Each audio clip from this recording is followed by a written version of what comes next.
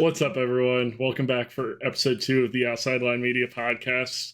You got Ryan, as always, here, and we got a special guest with us, bringing some vibes today. Down at the bottom, we got Sam here with us. Sam, welcome to the show. Thanks to be here. I am so glad I got completely strong-armed into this. There's no strong arming. What are you talking about? Sam's Minor strong-arming.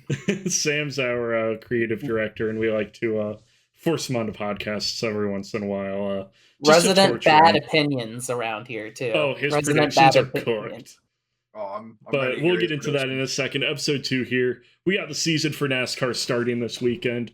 We had the Daytona 24 last weekend, or 2 weekends ago? Last weekend. So it's a ton of fun. We're gonna go ahead and hit our preseason predictions for everything. We're gonna be bringing predictions to you guys basically every race weekend that we cover. Primarily going to be IndyCar, F1, and IMSA weekends. We're going to be bringing those predictions to you 100% of the time. Cool. So let's get into it, boys. We're going to start with IndyCar because I think that's kind of our most kind of expertise in terms of what we enjoy watching and what we watch the most of nowadays. For sure. And gotta just start with driver champion. We've coming off the back of Palou for 2 years in a row. So, got his third title. Question is, do we think he'll do it again? Ryan, let's go ahead and start with you. I do not think he's going to do it again. I think it is the year of Scotty McLaughlin. Scotty Mac, all right. I mean, it's hard to doubt the man. Hey, thirsty threes, bro. Thirsty threes. Real. I just have a good feeling about him this year. And his Twitter is the sole reason I support him. He is hilarious.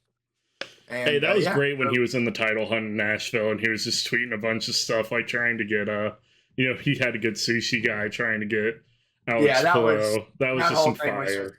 It was just great content, and you gotta love that. And I want more of that.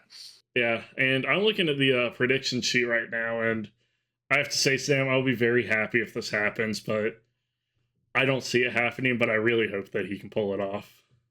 Yeah, so the vibes are telling me as I get a feel for them, me with my so much IndyCar knowledge. That's a meme, by the way. David Malukas has got it this year. Absolutely has it in the bag. Baby. He absolutely has it in the bag. I like the vibes. The vibes are telling me, yeah, this is David Malukas' year. I'm also feeling that the first 3 races won't look good for him, though. But after that, up from there. It's going to be a comeback year for him. I like it. I'm seeing a bit of that, and we're going to see that. All right. Who you got? I got to support my boy. I got to support Colton Herta. I think last year he had his struggles, but we also saw some really good, really consistent pace out of him. He needs a top 4 this year. He was P2 in the championship last year. He needs a top 4 to get a super license this year.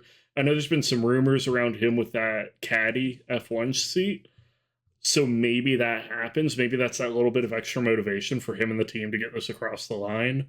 But just kind of vibes are telling me it's Colton's year. It's Andretti's year. Let's get it. I like it. I like the pick. I can't hate it.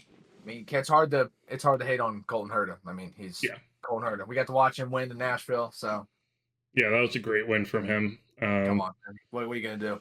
Yeah, that was a phenomenal race too. Mm-hmm. Indy 500 winner. I mean, the storyline with this one, Pato Award. He's been so close. Last year. He was right there. He was right there, and he was right there in 23 as well until that wreck that took him out of the race. That wasn't his fault, and I think he has it. He definitely has the skill. This is kind of the race that's gotten away from him, definitely. Yeah. I mean, Pato. Yeah. I have to agree with Pat here. I'm also going Pato. I think basically mirroring what he said. I mean, he's due. He's got all the makings of an Indy 500 winner. And once again, it's hard to bet against Pato.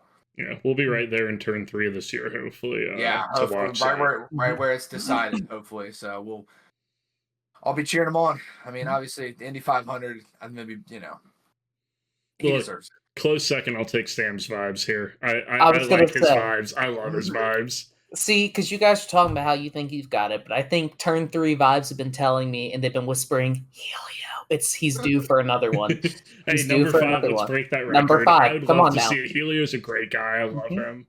Yeah, Give him another one. Give him another one. That's all I'm gonna say, and that's what the vibes are telling me right now. The resident vibe guy, that's me, and that's what they're telling me. The vibes are saying Helio. I can't. Somehow Sam's actually going to have the most accurate predictions out of all of this. And if I have the most accurate predictions out of all of us here, like both of you owe me money because that is disappointing. I'll give you all the monetization money from the YouTube channel. Literally for a week. Not even monetized. Yeah, I know. It isn't going to get me anything. Give me like $10. I'll give you a firm handshake. Yeah, you know what? That's about all I get. I'll give you a gift card somewhere. I'll give you a Skyline gift card or something.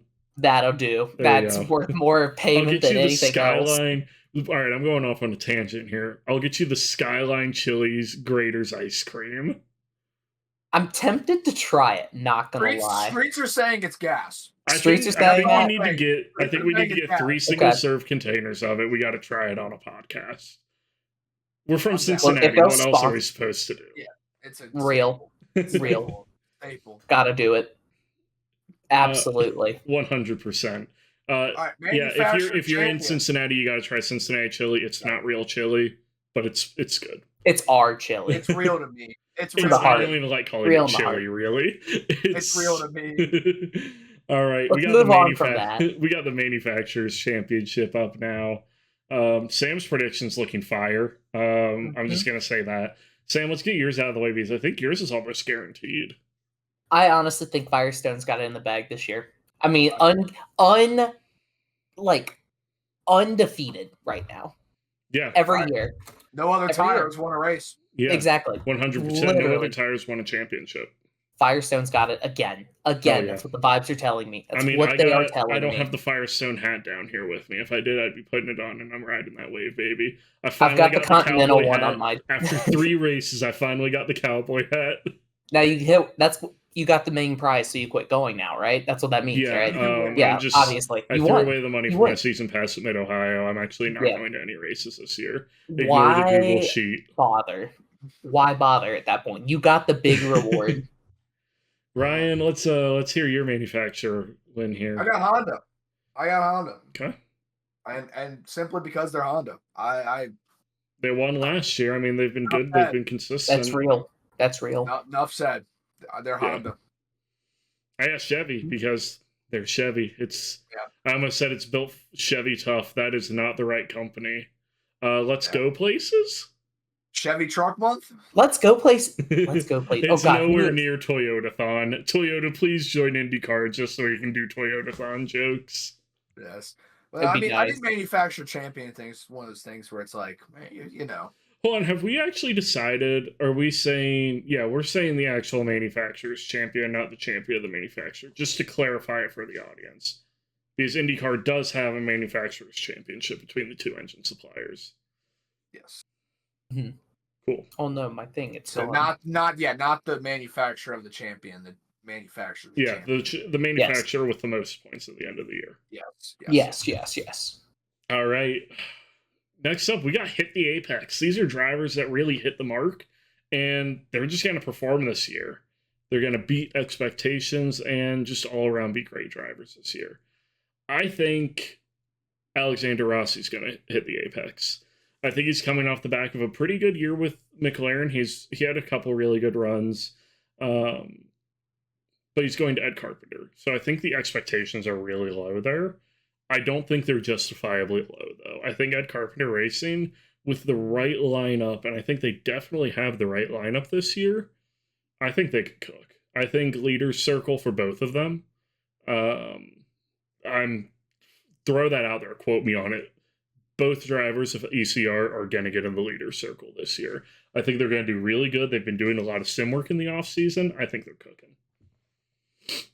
I really should make you like write that down somewhere so I can try to get free stuff out of you, but I don't know how good of a bet that would be to All right, make well, on my end. let's talk about your bet for Hit the Apex, Sam. Yeah, it's crazy. He's got it this year. Stingray Rob is back. It's the time of the Stingray again. It's year of the Stingray. The Chinese got it right this year. It's the Stingray this year, okay? Give it to my man Rob. He is ready. He has been vibing.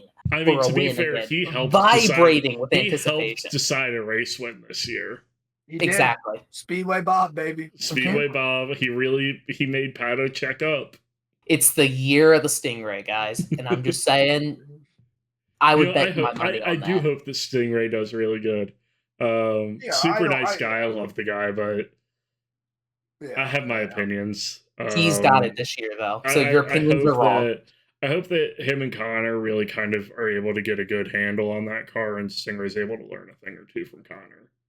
Hopefully, yeah, he needs it. Yeah. No offense.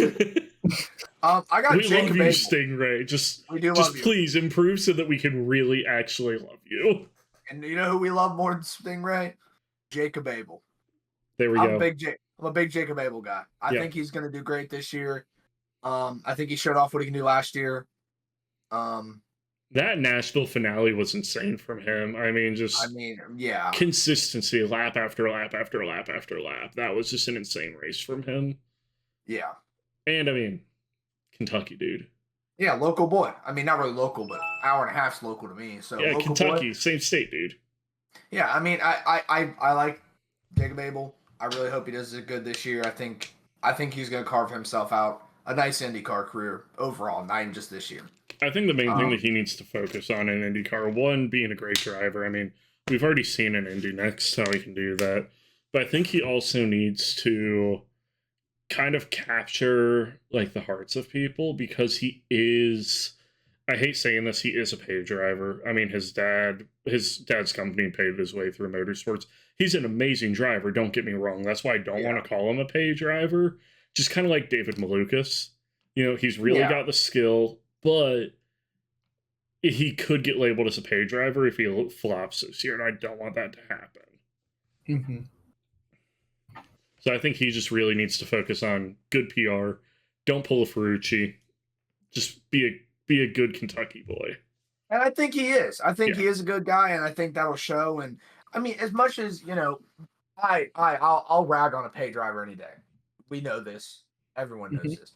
But at the end of the day, motorsports is ran by money. 100%. And that doesn't take away from someone's success or someone's talents. It's expensive to be a race car driver. Even to learn, it's expensive. Yeah. So I agree. He's got to beat that pay driver label. He raced for the team Able Motorsports. You got to show up. The title sponsor is Able Construction.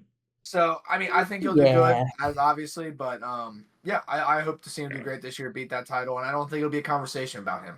Yeah. I think it'll be more of his wins and how he's succeeding. Obviously, I think with him being with Dale Coyne too, it's just kind of trying to make sure that he can get that car into the leader's circle. Will that car be capable of getting to the leader's circle is a different question. Yeah, I think he'll do the most he can with that car. I've heard some rumors that let me just double check it real quick. Keep going. But yeah, we'll go next. We'll circle back to this, but we'll go to Miss the Apex next, which this is in the opposite vein of Hit the Apex. This is missed expectations, underperform expectations and not meet them.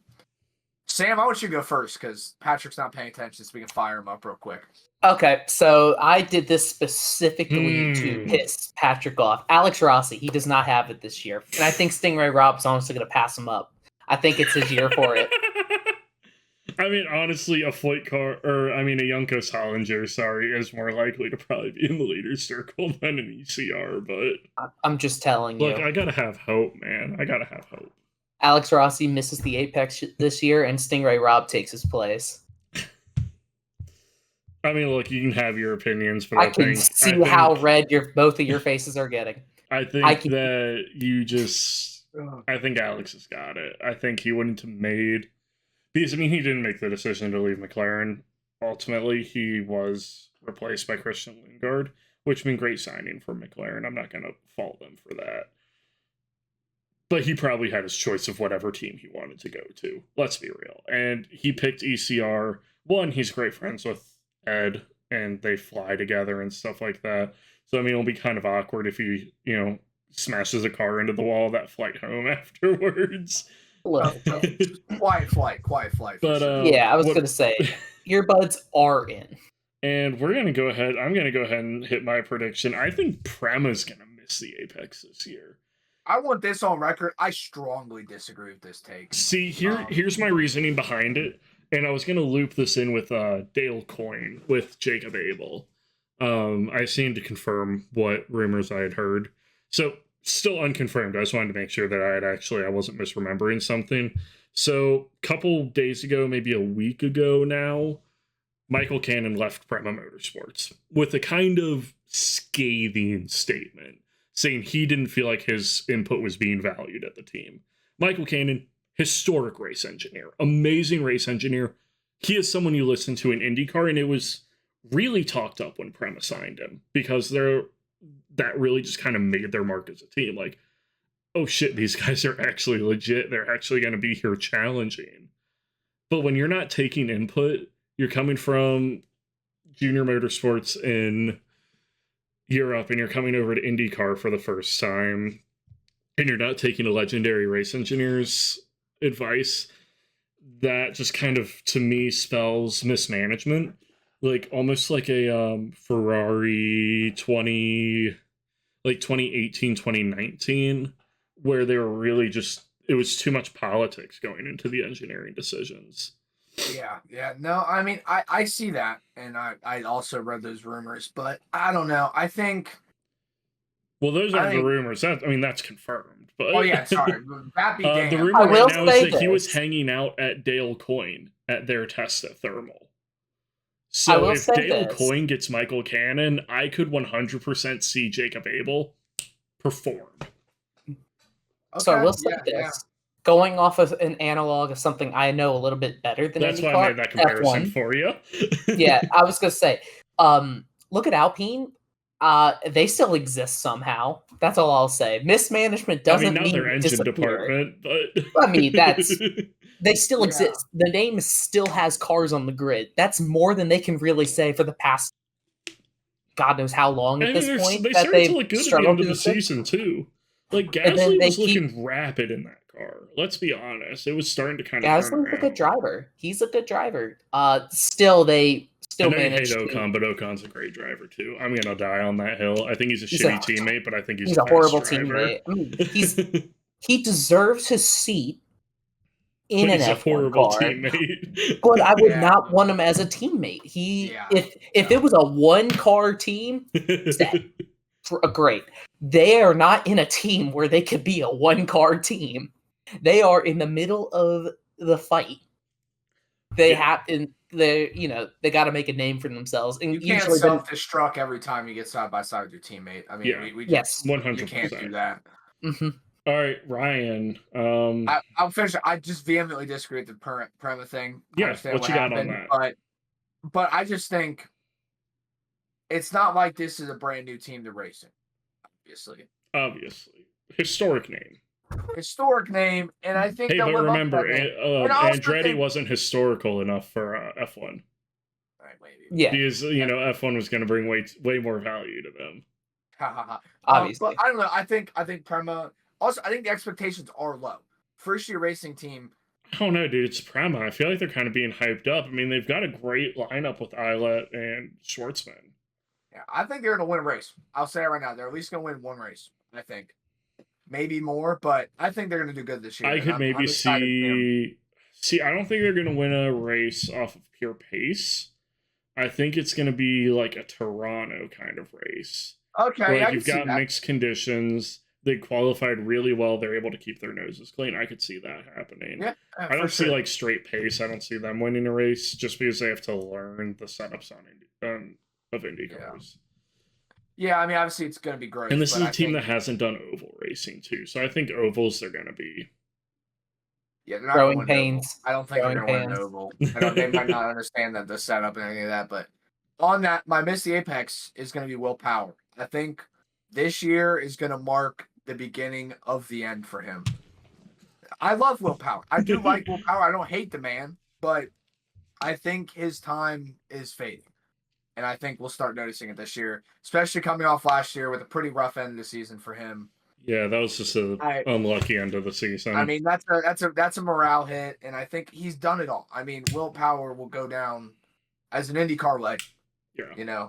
But I think this is going to be the start of the later years of his career. I don't think it'll be his last year. I don't think he's going to retire after this year, but I think he's going to be out of Penske at the end of the year, because that's a big talking point. His contract is up at the end of the year. I think this will be his last year at Penske. I think he'll stick around maybe for another team. I don't know what. I haven't thought about it enough to speculate what, but yeah, that would be my Miss the Apex. Yeah, I think really if David performs this year, that's his seat. If Will does leave, that would be cool. That would be cool. As unfortunate as it would be cheering for a Penske car, gotta do what I gotta do for David. Yeah. Can't. And one more Miss the Apex before we move on to the next one. Oh no. Me every time I sim race. Just want to throw that out there. Straight up factual, you do miss the Apex like every time. Absolutely. That might be the safest prediction we made today. I just wanted a bingo free space. Next to a NASCAR prediction we'll get to later. But I was going to say.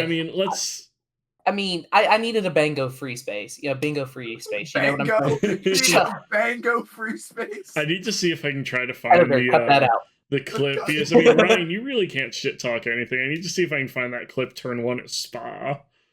Oh, come on. It's been 5 months. Drop it. Editor, please input the clip that Patrick is mentioning. Thank you. I'm going to hopefully... By racing rules, I did nothing wrong. This dude brakes like 100 meters early in a Super Formula race at Spa. I hit front right to rear left, catapult over him, end over end, flipping. My race is over. I was pissed. Skill issue. I just need to see if I can find it. I'm inputting it right here. And guess what? I got a podium. Yeah. Is it illegal to try to survive turn 1? Apparently it is, folks. It is illegal to try to survive turn 1. Simply get better, Patrick. All right. Now we've got, I think, one of my favorite predictions of the day coming up. In 2025, not including the Indy 500, how many drivers will drive for Dale Coyne Racing? I went with 4. I'm feeling 4. I think there's going to be 4 different drivers. I think Jacob Abel's there the entire season. Here's my thing. I think there's 3 other drivers in that second car. This is not including the 500, though. This is not including any extra cars at the 500. This is strictly regular season races in the second car. I'm going conservative here. I'm going 3. I think that'll be one. That's conservative for Dale Coyne. I think there'll be one mid-season swap, and that's it. And I just think they'll I think we'll probably see Catherine Legg again, but then she almost never races full time. So that's kind of like I feel like 3 is a guarantee almost. Yeah, I'm definitely going safe. Which I'd love to see Catherine Legg out again. I feel like she hasn't really had a chance to show her stuff in IndyCar, and it could turn into, because she is great in sports cars. I mean, let's look at Tom Blomqvist, phenomenal sports car driver. He wasn't great in IndyCar. He struggled a lot. So maybe it's kind of that same thing. It's hard to come from sports cars to IndyCars where you have power steering and now you don't. But I do kind of want to see if she can actually do what she's capable of in IndyCar. Yeah, absolutely. So I'm gonna go ahead. I'm gonna go ahead and cover all bases here. 5+, flat out. Bad year for Dale. Poor Dale. Bad year. 5 drivers and Jacob Abel stays the whole time. Yeah, are you predicting Jacob Abel is in the team the entire year? Well, I mean, who's the one that's attached to the team? You know what I'm saying? Yeah, they still have it. We're what, like about a month from first green flag, and they still haven't signed their last driver. It could be a revolving door this year. It really could be. Definitely. Driver or race. Try them all out. Try it before you buy. All right, we're gonna move into some wild. Something I know a little bit more about. Some wild predictions for me, some Delulu predictions for me. Ladies and gentlemen, we got him. That's all I have to say. Yeah, we got him. We got him. This is going to be an unfortunate episode for me. I feel like it's going to age very poorly. This specific section in particular. This one, I actually feel like these are not vibes. These were actually more, I feel, a tad more educated. That being said, we're talking from first grader to second grader, but we're talking a little more educated. More is more. We're getting to F1, baby. Yes. All right. Patrick, I need to hear it from your mouth. Who do you think is going to be driver champion? Look, I'm delusional. I know it's not going to happen, but he won Monaco last year. Charles Leclerc's winning. He's winning the Drivers' Championship. Lando Norris, who? And I'm with him. It's Charles. It's always been Charles. Look, he's fast. Never a doubt. He is, I will say, up there on pure pace, Max Verstappen level. I mean, I think he's really the only one in the recent years, since these new regulations have come out, that actually challenged Max. And the only reason that challenge fell apart is because Ferrari shit the bed like usual. But it's really looking like Ferrari's getting their operational side down and their development side down. And they're really learning how to actually function as a team.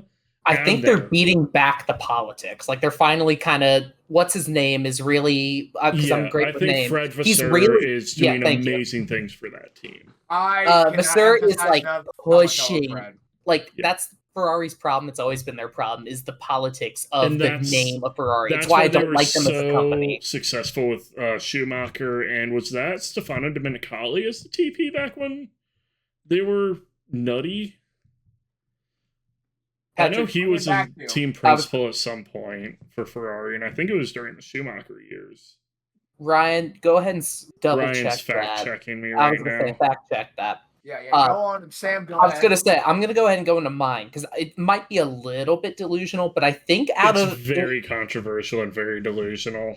It's not. You said Charles Leclerc, and saying Ferrari's going to do something is kind of crazy. Anyway, I think Oscar Piastri could have it. And I should clarify, as this is how I am with most race series, is I'm a fan of racing, not normally a team. I'm a big I like Max Verstappen.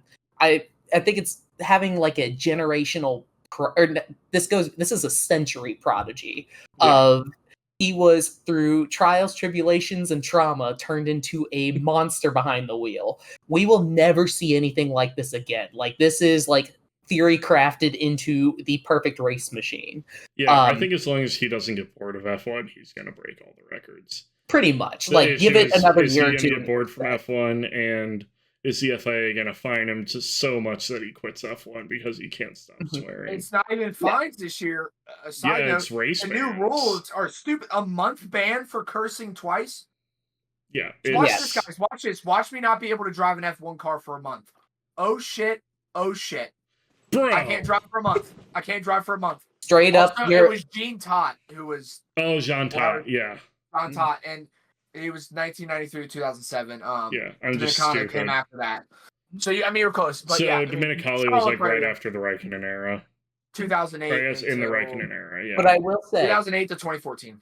I will say, Piastri, I think, especially compared for like McLaren's on the up and coming this year. So I'm clarifying, I'm not a fanboy for really any. It really looks like you are with these predictions. But go on, Sam. I want to see some. I like to see some competition going on, because having it just be Ferrari versus Red Bull is fun and all, but that three-way fight would make. This is a little delusional, as in I want this to happen, not because I'm a McLaren fan, but because I want to see something as exciting as the Red Bull and Hamilton fight of, what was it, 21, when I started watching F1. Yeah, I know. I still need to start watching IndyCar. Yeah. But I think Oscar Piastri, like, for being like brand new to the actual F1, like, he has been one of the few rookies to actually get in the seat, and like, it looks like he's right at home. Like, he is competed pretty damn well. Like, McLaren has the resources for him to succeed, and he's been doing pretty well. The last bit of the season, I know, was a little but we're starting on a fresh slate this year, and I feel like we could maybe see some actual competition out of him. All right, so I just want to make a comment real quick. We always have the thing, we want to try to keep these episodes around half an hour. Our recording is at 32 minutes already. Outstanding. That's kind of what I expected. Yeah, we knew it was going to go over. Yeah. Yeah, all right, Mr. Not a McLaren fan. Let's go into the Constructors' Championship for 2025. All right. I'll cover my base here. So I say McLaren because, again, I want to see that three-way fight. Quite frankly, Ferrari or Red Bull it's an easy enough guess. I'm kind of banking on Red Bull. They were right there, though. McLaren was right there last year. Yeah. I don't think McLaren's a delusional take. I think Oscar Piastri's a delusional take. Look, I'm not a Lando Norris fan. Anyone who knows me knows I'm not a Lando Norris fan. I have always gotten in a lot of trouble for shit-talking Lando Norris because he had a lot of problems last year that he needed to figure out. Mm-hmm. I think Oscar's got a higher potential than Lando. Don't kill me, Lando fans. I just think he's too new to cope with that pressure of a title. Yeah. I will say this.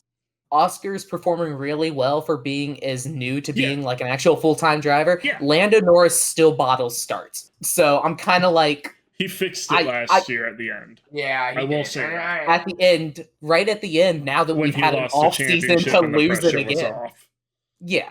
All I'm saying is I think he can't do it, but I think Oscar Piastri is enough of an upstart to maybe have it in him. And I think it'll be fun to have, like, how many years now has he been in? It's been 2, right? It's 2 seasons? This will be his 3rd. His 3rd. Yeah. 3rd season, looking at like a driver championship, bringing McLaren a driver championship would be pretty dang exciting and be a big boost to the sport. Yeah.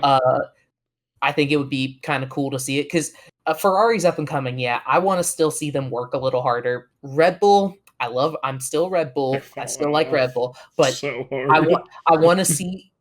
I don't want to repeat of Mercedes. Like, that's what almost killed the sport. I think we're almost looking at like a 2015 Red Bull here, coming off the back of 4 in a row.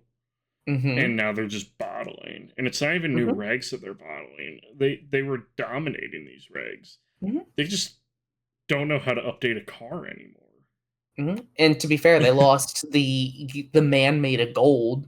Yeah. I mean, that he had been out of it though for a while. Yeah, but I mean, still, they don't have him in his corner. But is it a coincidence that once he left, that's when Red Bull started dropping down the order? Because even if he wasn't designing the car anymore, he had to be advising. Because what else would they pay him for? To look pretty? Like, no, he is at least looking over. So that's my thing. Is like, even if he wasn't designing the cars, because I wouldn't blame him at this point in his career. Like, he's just designing cars for fun at that point. Yeah. Like, I mean, he's done everything he needs to. He's the master of the craft. There will be nobody better than him. There will be no computer technology or software better than him at designing cars. He sees things in aerodynamics. The man is a computer. He is a computer. Yeah, he makes computers look slow. Like, he makes, like, genuinely, every car he touches turns to gold. And that's one of the few people, I don't think that's actually that big of an overstatement to say. I mean, look at Red Bull the past couple of years. Like, as now, of course, they're starting to fall off now, but, like, they looked untouchable right after 21 when they won that championship. They won 21, right? Or am I just confusing it with just they won drivers. They won. Yeah. They've only won 2 constructors out of the 4 drivers that they've won, which is in recent years, which is great. And it's not great, but I mean, like 2020, 100% this year was because of Checo. I'm saying they turned Max into a wall. I mean, you can't spin it any other way. No. I mean, he spun it every way, but you can't spin it any other way. It was his fault. I mean, I don't care if you sell T-shirts. I vehemently disagree with anything other than your driving is why you should be in F1. Yeah. And I know that like, and I mean, Danny Rick. I don't hate Jack. Danny Rick. This man right here. I'm pointing to Patrick if you can't tell. This man. Ryan, point to the other side. I was going to say this man is delusional. Sam, you're pointing the wrong way too. I think we're all in different orders. We're all in different orders. You're on the very left, Ryan's in the middle for me. Yeah, you're on the bottom for me, so makes sense. Oh yeah, you have it full screen. So all right, I'm going Ferrari, and I think Patrick agrees with me for constructors. Yeah, we're both delusional here for Ferrari on the constructors. Just cut it there. Just cut it there. Just say you're delusional. That's all you need. That's all you need. Yeah, I think Lewis is going to do really good things with Ferrari. Enough said. I think as long as they deliver a good car, then I think as long as they deliver a halfway decent car, I think two people that can drag a good car up is Charles Leclerc and Lewis Hamilton. Yes, I agree. Let's go on to our hit the apexes. So I've got Red Bull. I think everyone thinks they're going to be like P4, P5 next year and really drop the ball. I'm saying they're getting at least P3. They're going to be P3 in the Constructors' Championship. I also think that Max is going to be up there around P3, at least in the Drivers' Championship. It would be kind of a crazy thing to say that he's not. Like, even if the car is not up to snuff and up to his, like, he's too good of a driver not to, like, he's a guy I would put in an Alpine and expect it to still win. Like, he has got crazy potential, like, as a driver. He's, as I said, he's a century prodigy. He goes above a generational. Like, we were watching history. Yeah. Like, not to suck his dick too much, but, like, it's kind of crazy, like, what he was doing. Let's see that other team prediction. I can stand behind this because I do love this team. Mine? Yeah. I think with the lineup Williams has this year, I think they could make 7th. Yeah. I really think they could get up there. I think they could actually. It's a shit box. They're not getting 7th. It's a shit box. Hey, I want to see Williams do good. Lineup, dude. They got Albon and Sainz.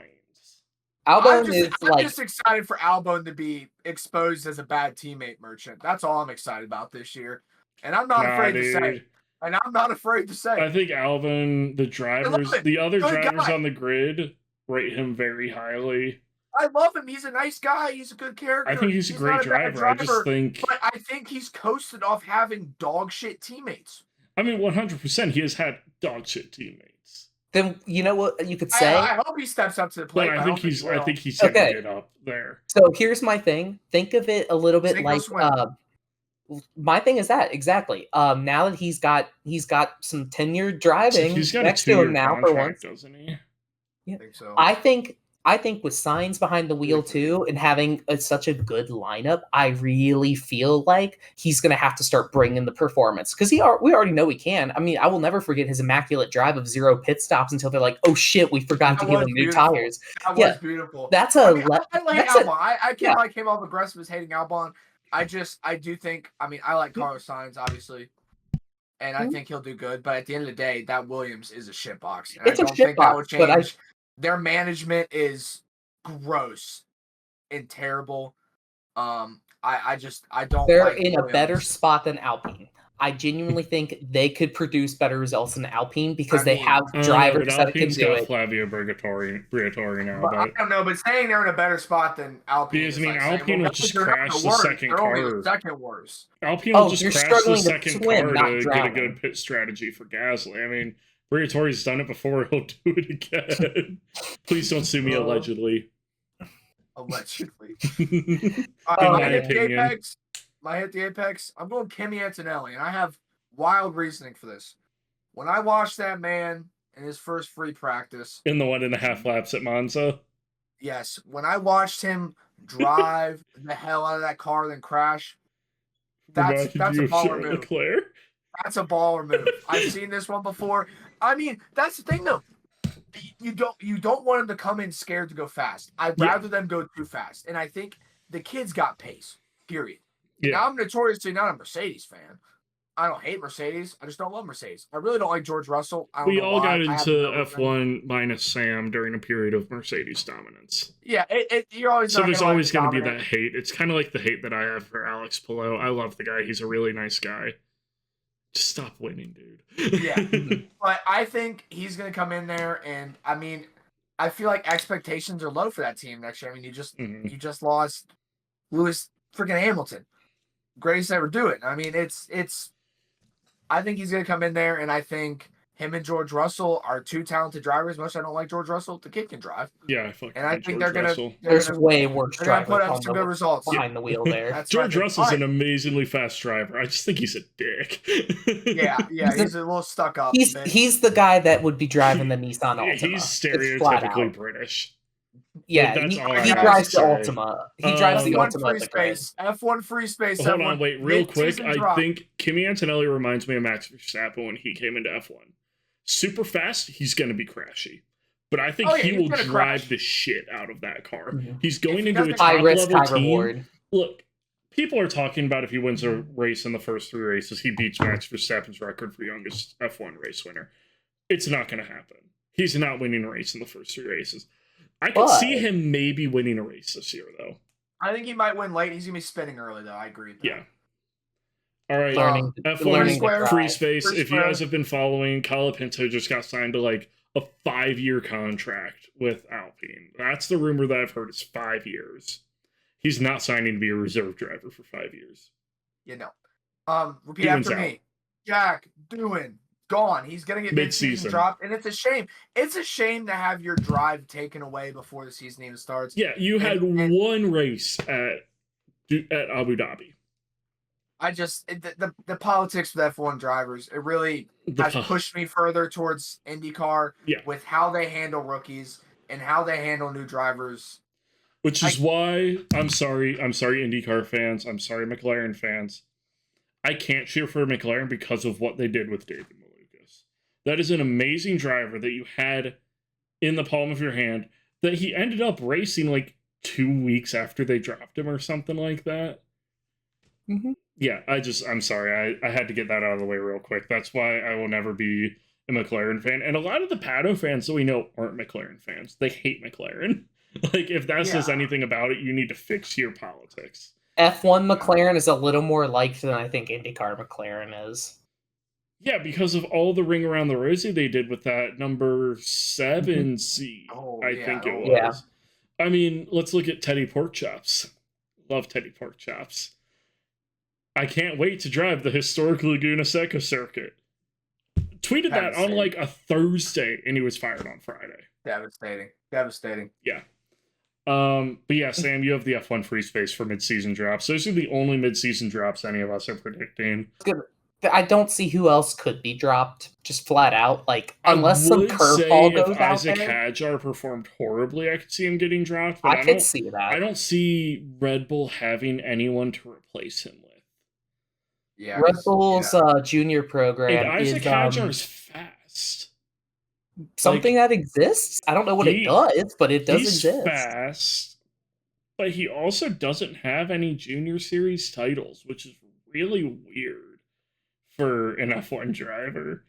Now, I mean, we're seeing Formula 2 is kind of a shitty proving ground now, but that's a rant Formula 2 doesn't do anything. That's a rant for a different video. We'll keep that one off of this one. We're already running way over.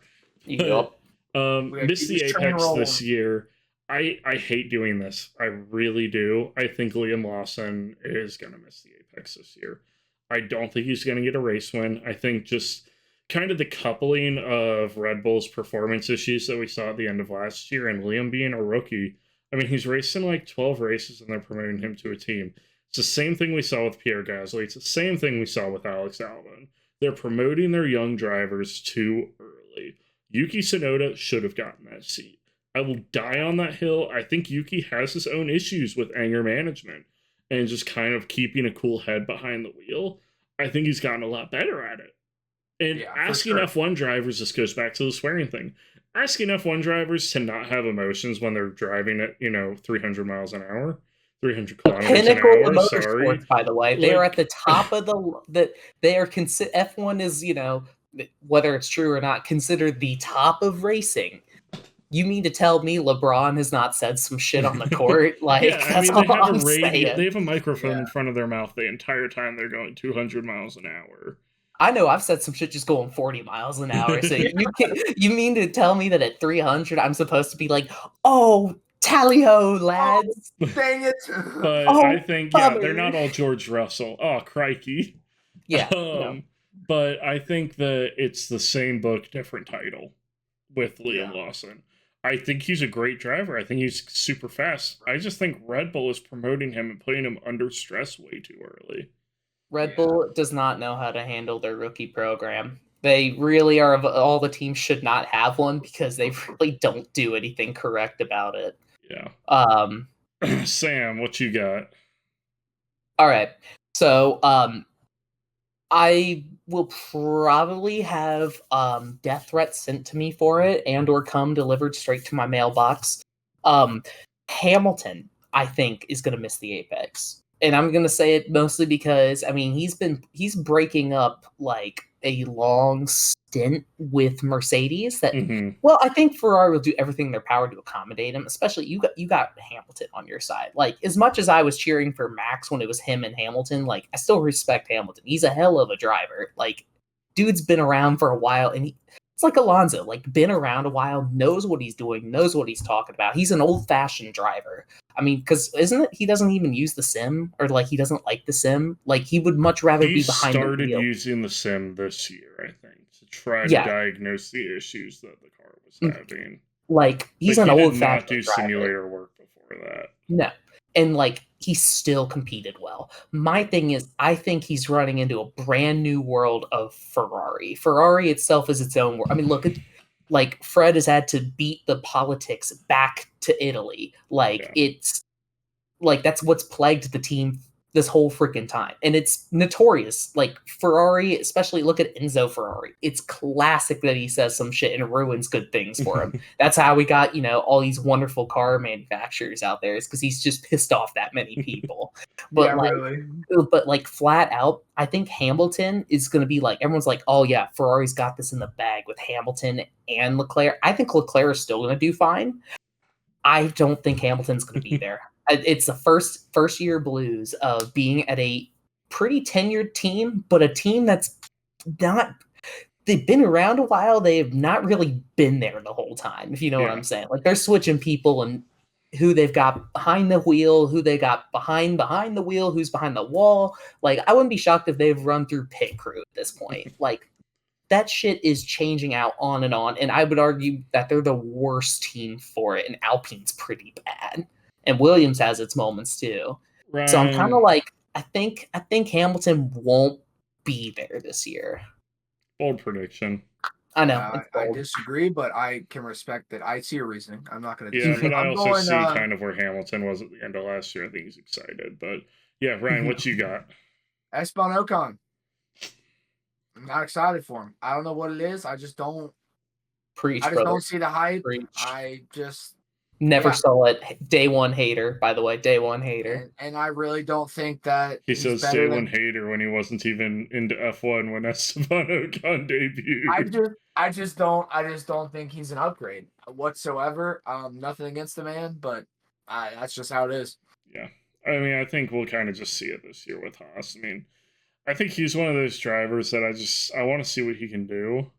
Behrman's going to make him look slow. That's all I know. Behrman's going to make him look bad. I think. Yeah. But we'll see. All right, and then loses their drive. We all, of course, have Doohan in there for losing his drive. Sam, who you got? Isaac Hadjar. Flat out, because I've not been able to follow F1 because I'm always at work on Sunday, so I've not been able to follow it like this past season. Not only that, but just flat out F1's genuinely gotten boring. I say it as a fan of the sport, like, it's kind of stale, and F1 itself is trying to kill itself. It's very much mirroring the modern video game world where AAA companies are proceeding to shoot themselves in the leg and are bleeding out and are like, oh my god, what's wrong? I mean, it's F1's doing it, and we're seeing every major franchise right now doing it. The NFL is like not even hiding the fact it's a stage play anymore. Pat Mahomes. Yeah, don't activate me right now. Yeah, don't activate me right now. But hey, flat out, we're all from Cincinnati, so you can guess how we feel about the Chiefs. Yeah, Patrick Mahomes the bitch. So all I'm saying is, calling him out right now. Patrick Mahomes watches this podcast. He's flat out backbone, that man. Flat out, I don't even know who the fuck Isaac was going into this year. Like, had no idea who he is. Yeah, so I didn't think he was going to get anywhere. I didn't think it was getting to F1. And now, I knew who he was. Now knowing more. Excited.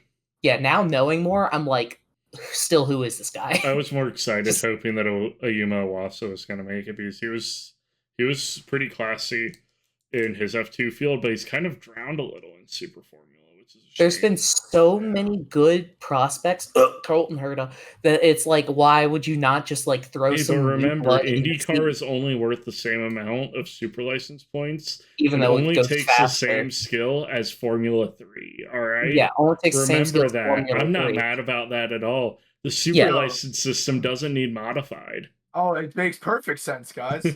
As I said, everyone- F1 is I do scared say- of literally anything that would make it better to watch. So I do have to Shocker. say, I think Isaac Hadjar is keeping his drive, but I think Liam Lawson is losing his.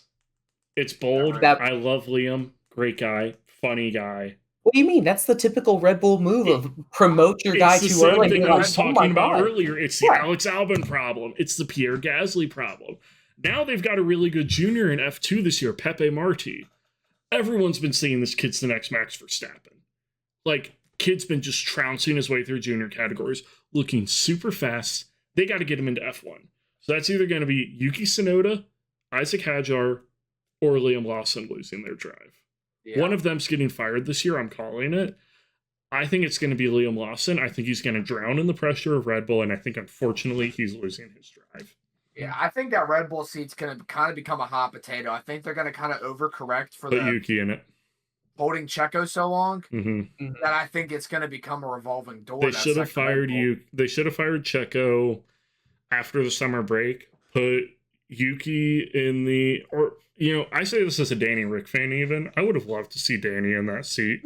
Oh, let's be so real. I know, but I think put Anyone- Yuki in that anyone seat. else. Put Yuki in that seat. I think Danny Rick would have done better than Checo was doing. They could have at Personally. least second half of last year. They could have used it as a testing grounds because now they're kind of Yeah. going in blind. Yeah, Essentially, exactly. You with how could have little put Yuki time. in there. You could have put Liam in there and actually made an informed decision. I think Bortoletto's losing his drive at the end of the year. I just don't think he's gonna. I just don't see him staying for long. I don't know why. I just don't.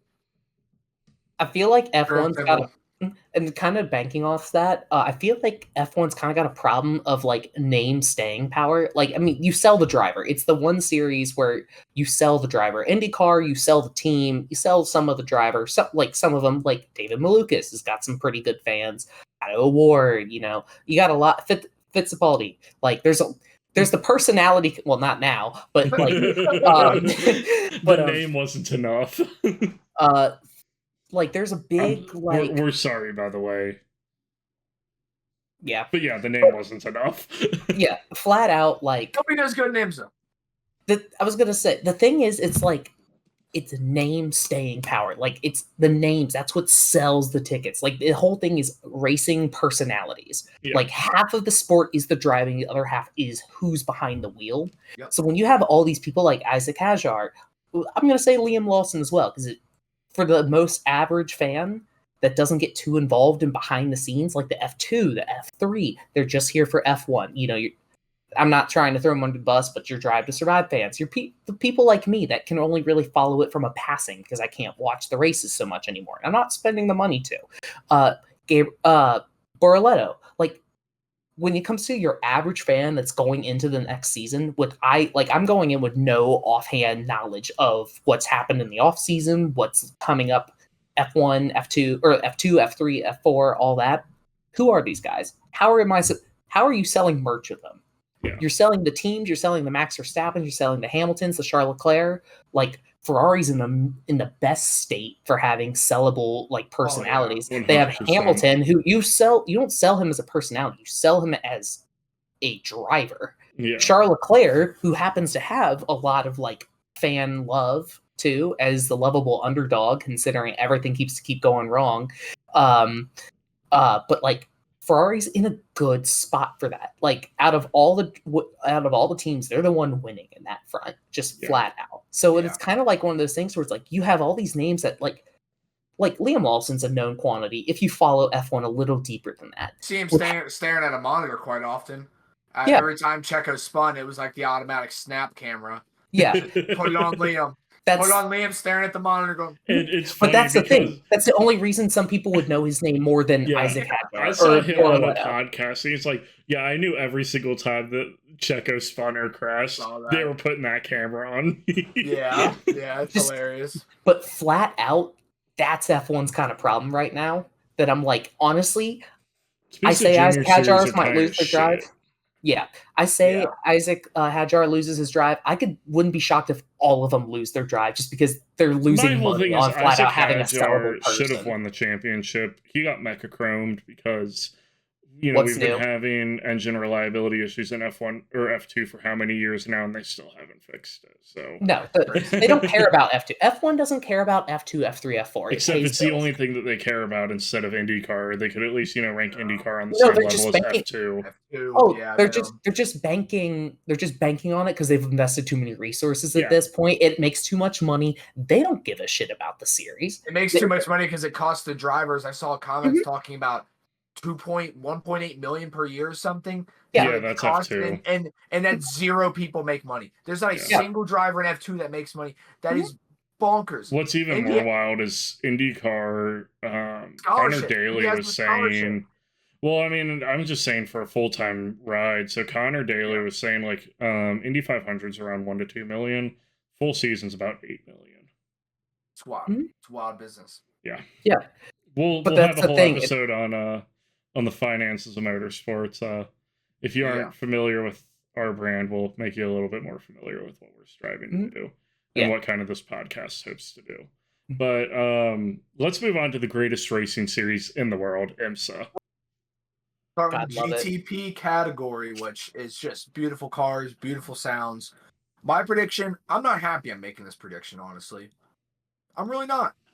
I don't want Porsche Penske to win, but this is a minor Porsche Penske hate podcast, but yeah, minor. You got to respect the captain and Penske 100%. get it done, and they get it done. But they keep winning. Obviously, in an ideal world, I think I agree with what Patrick's going to say, but I think Porsche Penske in the end is going to prevail because you can't bet against Penske, especially these past couple years. My God, Penske is kind of like mastered what it means to have a racing team. Yeah. They kind of know. If they jumped into F1 tomorrow, they would win it by next week. Yeah. No, they would figure it out quick. They are really They are the true kings of actually running a team. Yeah. I got to just say it. Tom Blomqvist, phenomenal driver. Philip Eng, phenomenal driver. BMW M Team RLL. I think I got that name right. You had to read that shit off the screen. Yeah. BMW needs to quit just using letters. Like, just give it a flat name. Well, see, I'll respect RLL because Ray Hall, Letterman, Lanigan, but which would be a lot worse than. By the way, RLL. what happened with that FBI raid? We're still waiting to figure that out. Let me know. I'm about to call the FBI. Tell me. Let me know. I've gotten in. I'll ask. What a wild off-season time that was. But I think if it wasn't for that suspension issue that caused the porpoising at Daytona, I think they could have been amazing. I don't know why I said Tom Blomqvist. Yeah, I was thinking Acura Meyer Shank for a second. I was thinking I was missing something. Like, maybe I just didn't catch Tom that. Blomqvist is. Yeah, I am tired. I'm sorry. I was at work earlier today and all that. My brain is kind of shot. But that's Philip Eng, K-Mag's running the endurance rounds at Sebring and Petit Le Mans. There might be one more in there that I'm forgetting, but I think it's just Sebring and Petit Le Mans. You're right. I think they're gonna kill it this year. I think the BMWs looked really fast. I think between not smacking the pit wall on the first pit stop and not killing the suspension, I think they had a good chance of winning the 24. Yeah, they were there all race, qualified first. I mean, obviously, I love Kevin Magnussen, so it's hard for me to bet against them. But as I said, Penske's Penske. Yeah. Mm-hmm. Sam, what's your vibe? You've got a prediction that I would love to come true. Just after the 24, I can't see it. I know, but this is the team with the worst luck on, I think, any grid possible. Cadillac. I want them to have something. I love the Cadillac GTP car. Like, ever since the hybrid system came out, that car is the best sounding one on the grid. The spaceship whine immediately to the roaring V8. And I can I love IMSA. In person. I could have closed my eyes and tell you when a Cadillac was going through turn one because the sound of it downshifting was significantly louder and significantly more. F1 needs to bring back V8 so that the Cadillac F1 team can just reuse that GTP engine. I was shocked by how quiet F1 cars were when I saw them in person at COTA. If you've watched F1 on the TV, that is exactly what it sounds like in person. It's scary close. But yeah, this sounds great. I would love to see Cadillac win, but I want to give it to Cadillac. The Cadillac. I would love to, but I don't know.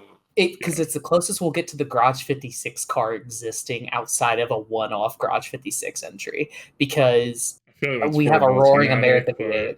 Well, yeah. I say it because Cadillac's got that roaring just run V8. By a less fucking competent team. I'm sorry, Ford factory team. We'll cover that. You're competing against Hendrick Motorsports, like. But flat out, I would love, and this is again copium, but I really would love to see like Wayland Cadillac take it. Would be awesome, especially having seen what was it, Patrick? Last year's car at PRI?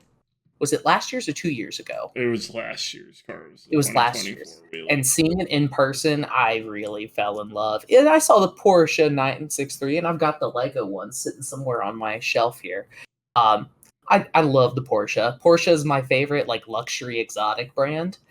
But Cadillac really put out, like, I think because IMSA's, the reason I love IMSA the most of all the series is because all the different cars, the different noises, the different looks, that's what makes it feels like we're racing like project cars and we're just picking whatever. We're the greatest era of sports car racing. I mean, the amount of manufacturers. I was just talking about that. We're having a renaissance era of racing.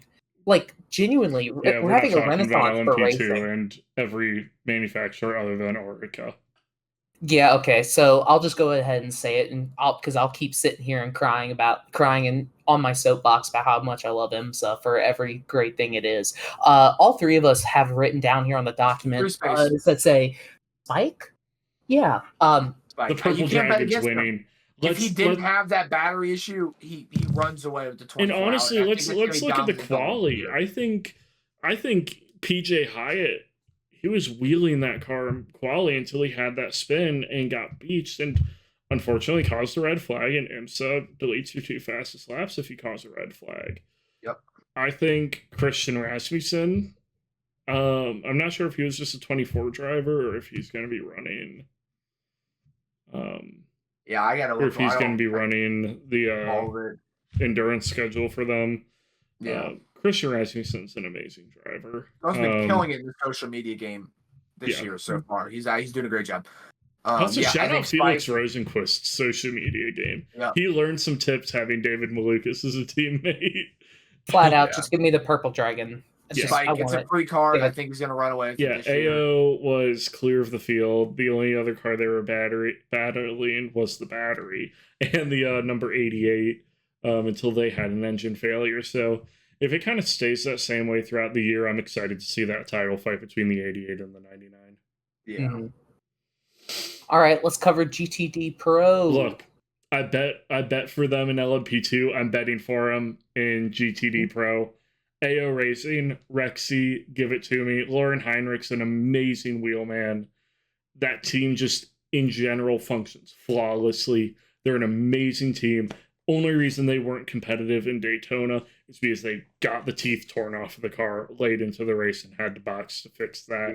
Yeah, otherwise, I think without those 2 issues, we would have been looking at AO winning LMP2 and GTD. Would have been awesome. Yeah, I mean, I can't. It's hard to bet against Rexy. Again, stop stealing parts from garages. Yeah, please. Lauren Heinrich is one of the greatest drivers in IMSA. I can't disagree, but we know me. You know me. It's Ford Multimatic, and it's not close.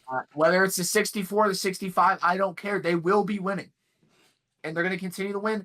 And I think Ford, the next couple of years, is going to really bury their feet in racing. I really think we're in a good era for Ford. It seems like a good focus of their leadership right now. I'm excited. They're burying the hatchet on all their ducks are in a row. They're burying the hatchet on being just a Ford or being an F-150 and Mustang factory, and finally, so I'll go into my prediction here because I hate to bet against Rexy because I love Rexy and I wouldn't complain if Rexy won, but Ford makes me. It's funny how Ford is, where I'll go from whatever. It's the F-150. It's the guy that tries to run me over when I'm on my motorcycle, pretty much with their big ass lifted trucks that don't look good, by the way. I think those another are normally argument for another Silverado time. guys, though. Oh, it's all of them anymore. I saw 3 F-150s on the way to school that all were the exact same color, just a different year, and they looked exactly the same. I hate them. I don't like trucks. They shouldn't be as big as they are. That being said, Ford is having a resurgence in the motor field. Like, after seeing the Mustangs going around and seeing them lit up, because that's the one thing I've wanted from IMSA for the longest time with the night races, is light up the cars. Does it do anything? No, but it looks fucking awesome. And Mustang, they came out with the actual Mustang on the side being outlined, like in LEDs. I go from, like, it's a Ford, whatever, to I must have a Mustang tomorrow, and I'll be the first one in line to buy one. Like, I don't like muscle cars, and you have me sitting there at the door, like, I beg for a Mustang. I got to give it to Ford Multimatic because I want to see the return of the Ford GT. That is probably my all-time favorite car, and it has such a history of they showed up to the Le Mans and they kicked Ferrari's ass. Like, what was it? 3 times? Doing it again. Yeah, and they're doing it again. Let's talk about that. Announced yesterday, finally, during Ford's 2025 season launch. 2027, Ford is back in Le Mans. I do think this will also they are definitely going to be an IMSA the year after that, probably. A GTP entry with the LMDH entry in WEC being announced. From what it sounded like, I don't know if they said they're running that season in WEC. I think if they're running 2027 in WEC, they'll run 2027 in IMSA. Yeah, if they just run a one-off Le Mans entry in 27, it's going to be 28. They're going to be running full-time WEC. So flat out. So flat out, and maybe this is me standing at the wall with the pins and Post-it notes everywhere here. If they're willing to invest in LMDH, yeah. If they're doing LMDH GTP, depending on if it's a Le Mans or no, sorry, DH. Is it DH? Because that's Le Mans Daytona Hybrid. I thought they keep switching. I believe it's LMDH. Did they still call it LMDH? And okay. Regardless, LMP1. I'm gonna say it wrong. The LMP car. I don't care. It's too bad. Too bad. So sad. I'm saying it wrong, but you'll get what I'm saying. If they're investing in an LMP style prototype, their GTD Pro side is gonna be getting investment because you don't just you won't just bank on LMH. One. LMH, whatever they want to call it. They've also got LMDH. Yeah.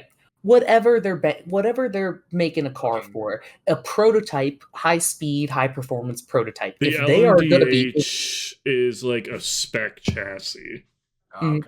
So if they're investing in that field, like if they're investing in upping to like the high, which is I would say arguably and most realistically the highest performance out there, like this is like huge for Ford Multimatic and the Ford teams in general, that if they're going to invest in that, why would they not be touching GTD Pro? Especially when they came out to Daytona and the Mustangs were on fucking fire.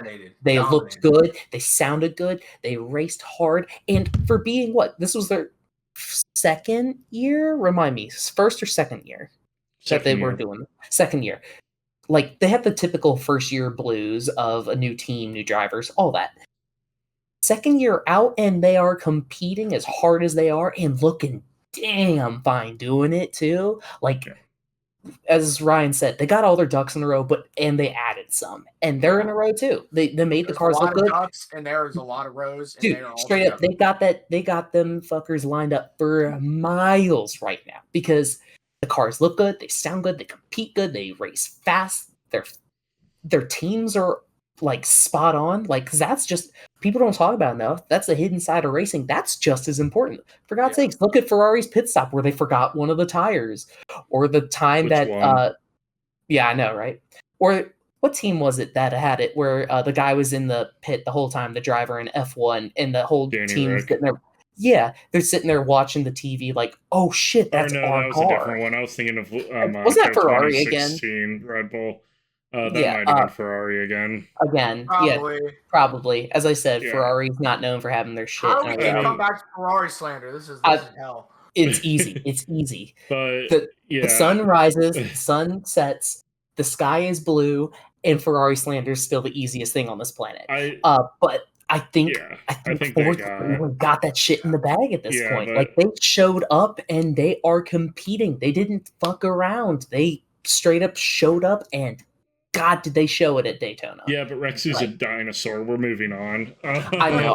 I love Rexy. If he wins, if Rexy wins, I don't complain. I don't lose champion. sleep. I think Right Motorsports. I'm gonna be honest. We really don't follow a ton of the regular GTD classes, but Right They're from our Motorsports, neck of the local to woods. us. They're up like 30 minutes north of us.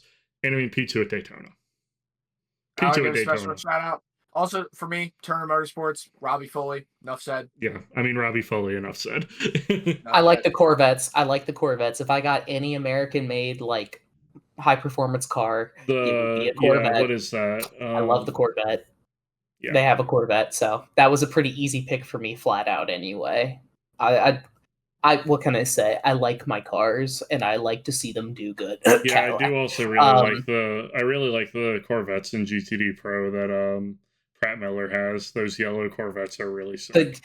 They're iconic. Like look at all that yellow color is really iconic, but I think the Corvettes just really pull it off. Like dead ass. Like when we went to the Corvette Museum, like oh god, I forget which year. It was the Zeo. Yeah, the Zeo. I always get it mixed up. Yeah. The Zeo 6. Yeah. Sick. Yeah. In that yellow, the classic. Oh my god. Hold on. Chef's kiss. It's gorgeous. Not built yet. I'm jealous. I want a model of it. We got it. Oh, it's blurry. Focus. Yep. Focus, please, for the love of God. Oh, that's Close tough enough, seeing it. welcome back. But genuinely, beautiful card. All right. Time for absolute vibes predictions. In NASCAR, I hate that you're on cable because it makes it harder for me to watch you. Not me. I love cable. Yeah, Brian, we seem to be in Discord every Sunday. Easy enough. I'm not working overnights anymore, so it should be fine. Driver champion to me is literally you could choose anybody with the playoff system being as absolutely stupid as it is. It doesn't matter if you're dominating the whole season. Yeah. If you don't win when it matters, you don't. I think it's going to be Christopher Bell, and that's purely just because it could be anybody. Yeah. I think it's going to be Kyle Larson. I think he's going to dominate the regular season, but he might get unlucky with another tire blowout in Atlanta and not be able to recover from it. So, playoff system's bullshit. Sam, yep. Playoff system's bullshit. Okay, so I don't watch NASCAR. Vibes are purely what's out here. Kyle Larson, but asterisk. But he doesn't care. He's thinking about racing in literally any other series. Yeah, I feel now. like everyone just knows that Kyle Larson really doesn't care about NASCAR anymore. And he's there to pay the bills and for Hendrick to sponsor his other cars in dirt racing. Yeah. He's mentally in a sprint car. Physically. He's mentally in January at the Chili Bowl. Yeah, straight up. Dude's in Ohio right now. Like, flat out. Daytona 500 winner, pure vibes. Just because it would be an amazing story joining Mario Andretti and AJ Foyt. Helio Castroneves is going to win in his track house. NASCAR Cup Racing debut at the Daytona 500. You heard it here first. He's going to win it. And I'm banking on that. I didn't want him just one Daytona or Indy. I don't want him just having one 500. Okay, give him two. Put him down. He's doing it. Yeah. Give him double. Give him all 1,000. All 1,000. I also went pure vibes and slight backstory. This. I went to the NASCAR race at Kentucky Speedway in 2019, and I witnessed pre-race Kyle Busch's team installing a brand new TV. And then at the end of the race, I witnessed a punched-out TV. And for that reason alone, they're going to win the punchiest race of them all, the Daytona 500. Kyle Busch, please, do it. I don't know. I've never really been a Kyle Busch fan, but I just have a feeling. Hey, the vibes are there, man. I wouldn't mind seeing a Kyle Busch win. Yeah, no. He's chilled out in his old age. He definitely has, and that's for the better. He was, and I will say his prime was hilarious, but he's calmed me down. I like it. Hit the apex. Who's hitting the apex, fellas? I'm going SVG. It's hard to bet against SVG. He's just a god. He won on debut. Enough said. One hell of a race, no less. No less. The Chicago street race had no right being as good as it was. I've got Bubba Wallace here. I feel like Bubba Wallace gets a lot of undue hate. I think people are calling him a shit driver, and a crybaby, and yeah, sometimes he's a bit of a crybaby, but I don't think he's a shit driver. I think he's actually a really good wheel driver. I think he knows what he's doing behind the wheel of a race car, and I think he's gonna beat beat everyone's expectations of him this year. I would like to see that. So I'm putting it down as Ross Chastain, mostly because he had one of the most iconic racing moments in a decade. And then after that, everyone hyped him up, and then he kind of fell off. I think he's got it this year. All the hype train and the vacuum effect of it disappearing, I think it's all flattened out. I think we're back at a net zero. I'd like to see him come back up. I say that like I'm gonna be following NASCAR, but that's what my vibes are telling me. I respect it. All right, and we've got everyone's favorite part Free of this space. 1, 2, 3. podcast. Joey Free space. Logano. We got Miss the Apex this year. It's an it's an odd numbered year. Everyone knows what that means. Joey Logano. Bye. Back to the lobby. Yeah, I mean, this is a certified Joey Logano hate podcast. I'm gonna make a little stamp and have it hit the screen right here. But Joey Logano hate mentioned. It's an odd numbered year. Everyone knows Joey Logano doesn't perform in odd numbered years. Yep, I agree. Joey Logano approved. I think we've checked all the boxes except for please come back to Kentucky Speedway. Please don't demolish our Speedway. Please. My prediction for 2025 for Kentucky Speedway, Ford is still going to have a ton of cars and trucks parked there without chips in them. Yes. Outstanding. And we're going to ride by it multiple times and be very sad every time we do. Yep. We need also, somebody please buy Bluegrass Motorsports Park. It's been abandoned for 15 years. I'd love to see it happen. Can we get some racing back in Kentucky, please? Yeah, we've got amazing dirt scene. Yeah. That's all we have. Yeah. They've taken everything I love else dirt from us. racing, but I would like some variety that They've isn't taken drag everything racing from within us. half an hour. We got dirt racing and drag racing, and that's it. I don't like drag racing, and dirt racing's not my favorite thing in the world. Stop with the dirt racing slander. Kyle Larson would be very disappointed in you. Hey, I gave him the win, all right? You chill. He's right behind me, isn't he? Also, I'm just going to throw this out there. Kyle Larson is going to complete the double and race 1,100 miles between the Daytona 500 and the Coca-Cola 600 this year. I hope he does. Because he wants to do anything else but race in NASCAR. Yep. We saw that evidence by him waiting and skipping the NASCAR race last year, risking not being able to make it into the playoffs because of NASCAR's bullshit rules. Yep. It wanted to race in IndyCar instead. Love it. Yeah. Yep. All right. I love that, man. Well, everyone, thanks for listening. Everyone, please come back to Kentucky Speedway. If any big decision makers are watching, Joseph Newgarden wants to come back to Kentucky Speedway. We've got it on record talking to him in Nashville. Yes. So yeah, we will see you all next week to recap all the racing this weekend. We've got Bathurst 12-hour, and we also have Clash at Bowman Gray for NASCAR's opener of the season. Very excited for that. So it's going to be a good weekend in racing. We're going to be here next week to cap it all off for you, and can't wait until we see you guys next time. Thanks for watching. Have a great one. Bye-bye.